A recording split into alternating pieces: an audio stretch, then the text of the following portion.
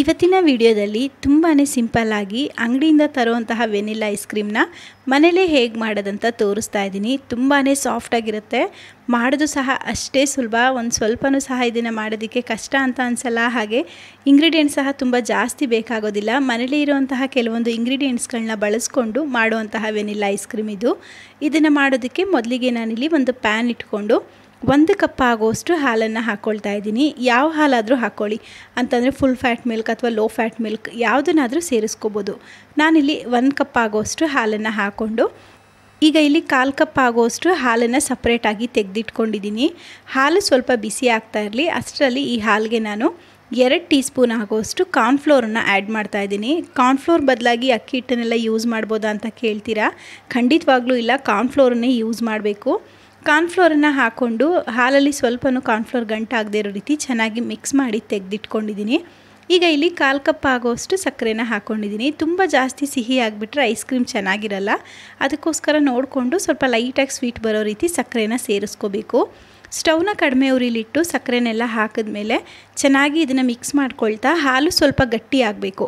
ಅಂದರೆ 1 ಕಪ್ ಆಗೋಷ್ಟು ಹಾಲು 3/4 ಕಪ್ ಆಗೋಷ್ಟು ಆಗಬೇಕು. ಅಲ್ಲಿವರೆಗೂ ಇದನ್ನು ಚೆನ್ನಾಗಿ ಮಿಕ್ಸ್ ಮಾಡ್ಕೊಳ್ತಾ ಸಣ್ಣ ಉರಿಲೇನೆ ನಾವು ಹಾಲನ್ನು ಕುದಿಸ್ಕೋಬೇಕು. ಗಟ್ಟಿ ಹಾಲು ಬಳಸಿರೋದ್ರಿಂದ ಹಾಲು ಏನಾಗುತ್ತೆ ಅಂದರೆ ತಳ ಹಿಡಿಯೋ ಚಾನ್ಸ್ ಇರುತ್ತೆ. ಅದಕ್ಕೋಸ್ಕರ ಸ್ವಲ್ಪ ಅವಾಗವಾಗ ಕೈ ಆಡಿಸ್ತಾ ಹಾಲನ್ನು ಬಿಸಿ ಮಾಡ್ಕೋಬೇಕು. ನೋಡಿ, ಹಾಲೆಲ್ಲ ಚೆನ್ನಾಗಿ 1/3 ಕಪ್ ಆಗೋಷ್ಟು ಆಗಿದೆ, ಗಟ್ಟಿ ಸಹ ಆಗಿದೆ. ಇದಕ್ಕೆ ಇವಾಗ ಕಾರ್ನ್ಫ್ಲೋರು ಮತ್ತು ಹಾಲನ್ನು ಮಿಕ್ಸ್ ಮಾಡಿ ಇಟ್ಟಿದ್ದೋ ನೋಡಿ, ಅದನ್ನು ಸೇರಿಸ್ಕೊಂಡು ಗಂಟುಗಳಿಲ್ಲದೆ ಇರೋ ರೀತಿ ಚೆನ್ನಾಗಿ ಮಿಕ್ಸ್ ಮಾಡ್ಕೋಬೇಕು. 1-2 ನಿಮಿಷ ಆಗ್ತಿದ್ದಾಗೇ ನಮಗೆ ಹಾಲೆಲ್ಲ ಈ ರೀತಿ ಕ್ರೀಮಿ ರೀತಿಯಾಗಿ ಆಗುತ್ತೆ. ಇಷ್ಟ ಆದರೆ ಸಾಕು. ಈಗ ಇಲ್ಲಿ ನಾನು ಸ್ಟವ್ನ ಆಫ್ ಮಾಡ್ಕೊಳ್ತಾ ಇದ್ದೀನಿ. ಯಾಕೆಂದರೆ ಇದು ಸ್ವಲ್ಪ ತಣ್ಣಗಾದ್ಮೇಲೆ ಇನ್ನೂ ಗಟ್ಟಿ ಆಗುತ್ತೆ. ಅದಕ್ಕೋಸ್ಕರ ಈ ರೀತಿ ಕ್ರೀಮಿ ಟೆಕ್ಸ್ಚರ್ ಬರ್ತಿದೆ ಅನ್ನೋ ಟೈಮಲ್ಲಿ ಸ್ಟವ್ನ ಆಫ್ ಮಾಡಿಕೊಂಡು ಇದನ್ನು ಕಂಪ್ಲೀಟಾಗಿ ತಣ್ಣಗಾಗೋದಕ್ಕೆ ಬಿಟ್ಟು ಒಂದು ಸಪ್ರೇಟ್ ಬೌಲ್ಗೆ ಸೇರಿಸ್ಕೊಳ್ತಾ ಇದ್ದೀನಿ. ಇಷ್ಟ ಆದರೆ ಸಾಕಾಗುತ್ತೆ. ನೋಡಿ, 1 ಕಪ್ ಆಗೋಷ್ಟು ನಮಗೆ ಈ ಒಂದು ಕ್ರೀಮ್ ರೆಡಿಯಾಗಿದೆ. ಇದಕ್ಕೆ ಇವಾಗ ಮೇಲೆ ಒಂದು ಕವರಿಂದ ಕ್ಲೋಸ್ ಮಾಡ್ತಾ ಇದ್ದೀನಿ. ಇದನ್ನು ಫ್ರಿಜ್ಜಲ್ಲಿ ಇಡಬೇಕು. ಫ್ರಿಜ್ಜಲ್ಲಿ ಇಟ್ಟಾಗ ಇದೆಲ್ಲ ಮೇಲೆ ಗಟ್ಟಿ ಆಗಬಾರ್ದು, ಅಂದರೆ ಕ್ರಿಸ್ಟಲೈಸ್ ಆಗಬಾರ್ದು, ಹಾಗೆ ಆ ಕ್ರೀಮು ಒಣಗಬಾರ್ದು. ಅದಕ್ಕೋಸ್ಕರ ಗಾಳಿ ಹೋಗದೇ ಇರೋ ರೀತಿ ಇದನ್ನು ಕ್ಲೋಸ್ ಮಾಡಿ ಒಂದು 2 ಗಂಟೆಗಳ ಕಾಲ ಇದನ್ನು ಫ್ರಿಜ್ಜಲ್ಲಿ ಇಟ್ಕೊಂಡಿದ್ದೀನಿ.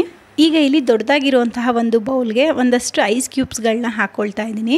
ಇಷ್ಟೇ ಹಾಕಬೇಕಂತ ಇಲ್ಲ, ನಾವು ಮೇಲ್ಗಡೆ ಪಾತ್ರೆ ಇಡ್ತೀವಲ್ಲ ಅದು ಕೋಲ್ಡ್ ಆಗೋಷ್ಟು ನಾವು ಐಸ್ ಕ್ಯೂಬ್ನ ಹಾಕ್ಕೋಬೇಕು. ಇದ್ರ ಮೇಲ್ಗಡೆ ಈ ರೀತಿ ಒಂದು ಬೌಲನ್ನು ಇಟ್ಕೊಂಡು ಇಲ್ಲಿ ನಾನು 200 ml ಆಗೋಷ್ಟು ಫ್ರೆಶ್ ಕ್ರೀಮನ್ನು ತೊಗೊಂಡಿದ್ದೀನಿ. ಅಮೂಲ್ ಫ್ರೆಶ್ ಕ್ರೀಮ್ ಇದು ನಿಮಗೆ ತುಂಬ ಸುಲಭವಾಗಿ ಎಲ್ಲ ಅಂಗಡಿಗಳಲ್ಲೂ ಸಹ ಸಿಗುತ್ತೆ. ಈಗ ದಿನಸಿ ಅಂಗಡಿಗಳಲ್ಲೂ ಸಹ ಇದನ್ನು ಮಾರ್ತಾರೆ. ಇದ್ರ ಬೆಲೆ ಬಂದು 200 mlಗೆ 50 ರೂಪಾಯಿಂದ 60 ರೂಪಾಯಿ ಇರುತ್ತೆ. ಇದನ್ನು ಒಂದು 3-4 ಗಂಟೆಗಳ ಕಾಲ ಫ್ರಿಜ್ಜಲ್ಲಿ ಇಟ್ಕೊಂಡು ನಂತರ ಈಗ ಪಾತ್ರೆಗೆ ಸೇರಿಸ್ಕೊಳ್ತಾ ಇದ್ದೀನಿ. ಫ್ರಿಜ್ಜಲ್ಲಿ ಇಡೋದ್ರಿಂದ ಇದು ಸ್ವಲ್ಪ ಗಟ್ಟಿಯಾಗಿ ಕ್ರೀಮಿಯಾಗಿರುತ್ತೆ. ಅದಕ್ಕೋಸ್ಕರ ಸ್ವಲ್ಪ ಫ್ರಿಜ್ಜಲ್ಲಿಟ್ಟು ನಂತರ ಇದನ್ನು ಬಳಸ್ಕೋಬೇಕು. ಫ್ರೆಶ್ ಕ್ರೀಮ್ ಬದಲಾಗಿ ನಿಮ್ಮನೇಲಿ ಏನಾದರೂ ವಿಪ್ಪಿಂಗ್ ಕ್ರೀಮ್ ಇದ್ದರೆ ಅದನ್ನು ಸಹ ಬಳಸ್ಕೋಬೋದು. ಈಗ ಇದನ್ನು ಬೀಟ್ ಮಾಡೋದಕ್ಕೆ ನಾನಿಲ್ಲಿ ಒಂದು ಹ್ಯಾಂಡ್ ವಿಸ್ಕರ್ನ ತೊಗೊಂಡಿದ್ದೀನಿ. ಇದರಲ್ಲೂ ಸಹ ನೀವು ಬೀಟ್ ಮಾಡ್ಬೋದು. ಇದರಲ್ಲಾದರೆ ತುಂಬ ಸಮಯ ಹಿಡಿಯುತ್ತೆ. ಅದಕ್ಕೋಸ್ಕರ ನಾನಿಲ್ಲಿ ನಮ್ಮನೇಲಿ ಎಲೆಕ್ಟ್ರಿಕ್ ಬ್ಲೆಂಡರ್ ಇರೋದ್ರಿಂದ ಇದರಲ್ಲಿ ಬ್ಲೆಂಡ್ ಮಾಡ್ಕೊಳ್ತಾ ಇದ್ದೀನಿ. ಇಲ್ಲ ಅಂತ ಅಂದರೆ ನೀವು ಹ್ಯಾಂಡ್ ಬ್ಲೆಂಡರಲ್ಲೇ ನಾನು ಮೊದಲು ತೋರಿಸ್ದೆ ನೋಡಿ ವಿಸ್ಕರ್ ಅಂತ, ಅದರಲ್ಲೂ ಸಹ ನೀವು ವಿಸ್ಕ್ ಮಾಡ್ಕೋಬೋದು. ಬಟ್ ಏನಂದರೆ ತುಂಬ ಸಮಯ ಹಿಡಿಯುತ್ತೆ, ಕೈ ನೋವು ಬರುತ್ತೆ. ಅದಕ್ಕೋಸ್ಕರ ನಾನಿಲ್ಲಿ ಎಲೆಕ್ಟ್ರಿಕ್ ಬ್ಲೆಂಡರ್ನ ಬಳಸ್ತಾ ಇದ್ದೀನಿ. ಈಗ ಲೋ ಸ್ಪೀಡಲ್ಲಿ ಇಟ್ಕೊಂಡು ಇದನ್ನು ಒಂದು 3-4 ನಿಮಿಷ ಚೆನ್ನಾಗಿ ಬೀಟ್ ಮಾಡ್ಕೋಬೇಕು. ಬೀಟ್ ಮಾಡ್ತಾ ಇದು ಸ್ವಲ್ಪ ಡಬಲ್ ಆಗುತ್ತೆ ಕ್ರೀಮು, ಅಲ್ಲಿವರೆಗೂ ಬೀಟ್ ಮಾಡ್ಕೋಬೇಕಾಗತ್ತೆ. ಈ ರೀತಿ ಹ್ಯಾಂಡ್ ಬ್ಲೆಂಡರು ಇಲ್ಲ, ವಿಸ್ಕರು ಇಲ್ಲ, ಮಿಕ್ಸಿಲಿ ಮಾಡ್ಬೋದಾ ಅಂದರೆ ಖಂಡಿತವಾಗ್ಲೂ ಇದನ್ನು ಮಿಕ್ಸಿಲಿ ಮಾಡೋದಕ್ಕಾಗಲ್ಲ. ಕ್ರೀಮೆಲ್ಲ ಹಾಳಾಗುತ್ತೆ. ನಾನು 1-2 ಸಲ ಟ್ರೈ ಮಾಡಿ ಬಂದಿರಲಿಲ್ಲ. ಸೊ ಅದಕ್ಕೋಸ್ಕರ ಹೇಳ್ತಾ ಇದ್ದೀನಿ, ಮಿಕ್ಸಿಲಿ ಯಾವುದೇ ಕಾರಣಕ್ಕೂ ಮಾಡಬೇಡಿ. ಕ್ರೀಮಿ ಟೆಕ್ಸ್ಚರ್ ಬರಲ್ಲ, ಹಾಲೆಲ್ಲ ಇರುತ್ತಲ್ವ ಆ ರೀತಿ ಆಗಿಬಿಡುತ್ತೆ. ಈಗ ಇದನ್ನು ಒಂದು 3 ನಿಮಿಷ ಬ್ಲೆಂಡ್ ಮಾಡಿಕೊಂಡು ನೋಡಿ, ಕ್ರೀಮೆಲ್ಲ ಸ್ವಲ್ಪ ದಪ್ಪ ಆಗಿದೆ. ಇದಕ್ಕೆ ನಾನಿಲ್ಲಿ 1 ಟೀ ಸ್ಪೂನ್ ಆಗೋಷ್ಟು ವೆನಿಲಾ ಎಸೆನ್ಸ್ನ ಹಾಕ್ಕೊಂಡಿದ್ದೀನಿ. ಎಸೆನ್ಸ್ನ ಜಾಸ್ತಿ ಹಾಕಿದ್ರೆ ಕಹಿ ಬರುತ್ತೆ. ಅದಕ್ಕೋಸ್ಕರ 1 ಟೀ ಸ್ಪೂನ್ ಆಗೋಷ್ಟು ವೆನಿಲಾ ಎಸೆನ್ಸ್ನ ಹಾಕ್ಕೊಂಡು ನಾವು ಆವಾಗಲೇ ಕ್ರೀಮ್ನ ರೆಡಿ ಮಾಡಿಟ್ಟಿದ್ದೀವಿ ನೋಡಿ, ಕಾರ್ನ್ಫ್ಲೋರು, ಸಕ್ಕರೆ, ಹಾಲನ್ನೆಲ್ಲ ಹಾಕಿ ಅದನ್ನು ಫ್ರಿಜ್ಜಲ್ಲಿ ಇಟ್ಟಿದ್ನಲ್ಲ, ಈಗ ಇದನ್ನು ತೆಗೆದು ಇದಕ್ಕೆ ಸೇರಿಸ್ಕೊಂಡಿದ್ದೀನಿ. ನಾನಿಲ್ಲಿ ರೆಡಿ ಮಾಡಿರುವಂತಹ ಕಾರ್ನ್ಫ್ಲೋರ್ ಮಿಕ್ಸ್ಚರ್ನ ಸೇರಿಸ್ತೆ ನೋಡಿ, ಅದು ಇಷ್ಟು ಗಟ್ಟಿನೇ ಇರಬೇಕು. ಆಗ ನಾವು ಈ ರೀತಿ ಫ್ರೆಶ್ ಕ್ರೀಮ್ಗೆ ಸೇರಿಸಿದಾಗ ಕ್ರೀಮಿ ಟೆಕ್ಸ್ಚರ್ ಬರುತ್ತೆ. ಇನ್ ಕೇಸ್ ನಾವೇನಾದರೂ ಹಾಲು ಕಾರ್ನ್ಫ್ಲೋರ್ನ ಸೇರಿಸಿ ತೆಳುವಾಗಿ ಮಾಡ್ಕೊಂಬಿಟ್ರೆ ನಾವು ಫ್ರೆಶ್ ಕ್ರೀಮ್ಗೆ ಹಾಕಿದಾಗ ಕ್ರೀಮಿ ಟೆಕ್ಸ್ಚರ್ ಬರಲ್ಲ, ಎಲ್ಲ ಹಾಳಾಗುತ್ತೆ.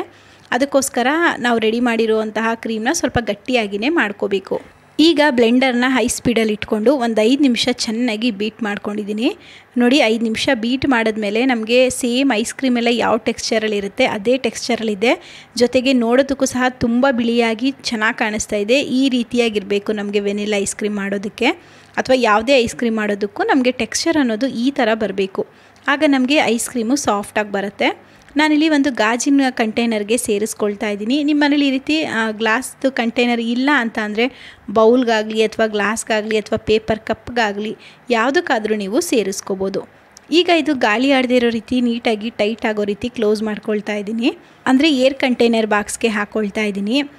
ನೀವೇನಾದರೂ ಗಾಳಿ ಹೋಗೋ ರೀತಿಯಾಗಿ ಐಸ್ ಕ್ರೀಮ್ನ ಕ್ಲೋಸ್ ಮಾಡಿ ಇಟ್ಬಿಟ್ರೆ ಒಳಗಡೆ ಎಲ್ಲ ಐಸ್ ಕ್ರೀಮ್ ಕ್ರಿಸ್ಟಲೈಸ್ ಆಗಿಬಿಡುತ್ತೆ. ಅಂದರೆ ಐಸ್ ಥರ ಆಗಿಬಿಡುತ್ತೆ. ನೀರೆಲ್ಲ ಇಟ್ಟರೆ ಐಸ್ ಆಗುತ್ತಲ್ಲ ಆ ಥರ ಆಗುತ್ತೆ. ಅದಕ್ಕೋಸ್ಕರ ಗಾಳಿ ಆಡದೇ ಇರೋ ರೀತಿ ಒಂದು ಬಾಕ್ಸ್ಗೆ ಹಾಕಿ ಇದನ್ನು ಪೂರ್ತಿ ಓವರ್ ನೈಟ್ ಬಿಡಬೇಕು. ಓವರ್ ನೈಟ್ ಆಗಿ ಮಾರನೇ ದಿನ ಬೆಳಿಗ್ಗೆ ತೋರಿಸ್ತಾ ಇದ್ದೀನಿ ನೋಡಿ ಐಸ್ ಕ್ರೀಮ್ ಎಲ್ಲ ಎಷ್ಟು ಗಟ್ಟಿಯಾಗಿದೆ ಅಂತ. ಸ್ಕೂಪಲ್ಲೂ ಸಹ ತೋರಿಸ್ತೀನಿ ನೋಡಿ ಐಸ್ ಕ್ರೀಮ್ ಎಷ್ಟು ಸಾಫ್ಟಾಗಿ ಬಂದಿದೆ ಅಂತ. ನೀವು ಮಾಡೋ ಐಸ್ ಕ್ರೀಮ್ ಏನಾದರೂ ಸಾಫ್ಟಾಗಿಲ್ಲ ಅಂತಂದರೆ ಈ ರೀತಿ ಸ್ಕೂಪಲ್ಲಿ ಬರಲ್ಲ, ಐಸ್ ಕ್ರೀಮ್ ಎಲ್ಲ ಕ್ರಿಸ್ಟಲೈಸ್ ಆಗಿಬಿಡುತ್ತೆ. ಅದಕ್ಕೋಸ್ಕರ ನಾವು ಮಾಡುವಂತಹ ಕ್ರೀಮ್ನೆಲ್ಲ ಹದವಾಗಿ ಕರೆಕ್ಟಾಗಿ ಮಾಡಿಕೊಂಡ್ರೆ ಐಸ್ ಕ್ರೀಮ್ ಅನ್ನೋದು ತುಂಬಾ ಚೆನ್ನಾಗಿ ಬರುತ್ತೆ. ನೀವು ಯಾವುದೇ ಐಸ್ ಕ್ರೀಮ್ನ ಮಾಡಿದ್ರೂ ಸೇಮ್ ಮೆಥಡ್ ಇರುತ್ತೆ. ಬಟ್ ನಾವು ಹಾಕುವಂತಹ ಫ್ಲೇವರ್ ಇರ್ಬೋದು, ಫ್ರೂಟ್ಸ್ ಇರ್ಬೋದು ಅಥವಾ ಎಸೆನ್ಸ್ ಇರ್ಬೋದು, ಅದು ಮಾತ್ರ ಬದಲಾಗುತ್ತೆ. ಇದೇ ಮೆಥಡಲ್ಲಿ ನೀವು ಚಾಕ್ಲೇಟ್ ಐಸ್ ಕ್ರೀಮ್ನ ಮಾಡಬೇಕಂದ್ರೆ ಸ್ವಲ್ಪ ಕೋಕೋ ಪೌಡರ್ನ ಸೇರಿಸ್ಕೊಂಡ್ರೆ ಚಾಕ್ಲೇಟ್ ಐಸ್ ಕ್ರೀಮ್ ಆಗುತ್ತೆ. ತುಂಬಾ ಚೆನ್ನಾಗಿ ಬಂದಿತ್ತು. ನಾವು ಅಂಗಡಿಯಿಂದ ತಂದು ತಿಂತೀವಿ ನೋಡಿ, ಅದಕ್ಕಿಂತ ಟೇಸ್ಟ್ ಅಲ್ಟಿಮೇಟ್ ಆಗಿತ್ತು. ಒಂದು ಸ್ಕೂಪ್ ತಿನ್ನೋ ಬದಲು ಇನ್ನೂ ಒಂದು 2-3 ಸ್ಕೂಪ್ ತಿನ್ನಬೇಕು ಅನ್ನಿಸ್ತಾ ಇತ್ತು, ಅಷ್ಟು ಟೇಸ್ಟಿಯಾಗಿ ಬಂದಿತ್ತು. ಇದರ ಮೇಲ್ಗಡೆಗೆ ನಾನಿಲ್ಲಿ ಸ್ವಲ್ಪ ಟೂಟಿ ಫ್ರೂಟಿ ಹಾಕ್ಕೊಂಡಿದ್ದೀನಿ. ಬೇಕಿದ್ರೆ ನೀವು ಚಾಕ್ಲೇಟ್ ಸಾಸ್ ಹಾಕ್ಕೊಬೋದು ಅಥವಾ ರೋಸ್ ಸಿರಪ್ನ ಹಾಕ್ಕೊಬೋದು ಅಥವಾ ಡ್ರೈ ಫ್ರೂಟ್ಸ್ನ ಹಾಕ್ಕೊಬೋದು. ನಿಮ್ಗೆ ಏನು ಇಷ್ಟ ಟಾಪಿಂಗ್ ಮಾಡ್ಕೊಳ್ಳೋದಕ್ಕೆ ಅದನ್ನು ಹಾಕಿ ನೀವು ತಿನ್ಬೋದು. ನಮ್ಮ ಮನೇಲಂತೂ ಎಲ್ಲರೂ ತುಂಬ ಇಷ್ಟಪಟ್ಟು ತಿಂದರು. ಸಾಫ್ಟಾಗಿ ಸಹ ಬಂದಿತ್ತು ಐಸ್ ಕ್ರೀಮು. ನೀವು ಸಹ ನಿಮ್ಮ ಮನೇಲಿ ಈ ರೀತಿ ಒಂದ್ಸಲ ಐಸ್ ಕ್ರೀಮ್ನ ಟ್ರೈ ಮಾಡಿ ಹೇಗೆ ಬಂತು ಅಂತ ಕಮೆಂಟ್ ಮೂಲಕ ತಿಳಿಸಿ. ಹಾಗೆ ಮತ್ತಷ್ಟು ಈಸಿ ರೆಸಿಪಿಗಳಿಗಾಗಿ ನನ್ನ ಚಾನಲ್ನ ಸಬ್ಸ್ಕ್ರೈಬ್ ಮಾಡ್ಕೊಳ್ಳಿ. ಈ ವಿಡಿಯೋನ ನಿಮ್ಮ ಫ್ಯಾಮಿಲಿ ಫ್ರೆಂಡ್ಸ್ ಎಲ್ಲರಿಗೂ ಸಹ ಶೇರ್ ಮಾಡಿ. ನಾಳೆ ಮತ್ತೆ ಹೊಸ ವಿಡಿಯೋ ಜೊತೆ ಸಿಗೋಣ. Thank you.